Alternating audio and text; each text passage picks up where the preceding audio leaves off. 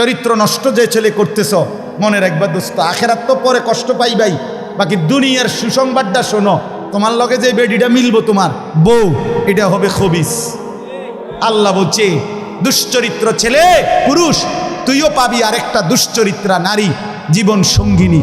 আর যার মানুষের বেডি সাউন আর মোবাইলের বেডি সাউন আর ঘরের বেডি 2 নম্বর অন, এক কথা না। তখন বুঝবেন ঘরের বউ যদি 2 নম্বর হয়, চরিত্রহীন, তখন বুঝবেন কয় দিনে মার যায়, সর্বোচ্চ 24-25 দিনে। 28 মাস না, সপ্তাহ, মঙ্গল বুধবারে শেষ হয়ে যাবে, বৃহস্পতি শুক্রবার আর আইতো না। দুনিয়াটা জাহান্নামের টুকরা হয় যার স্ত্রী অসৎ। ঠিক কিনা বলেন না কেন?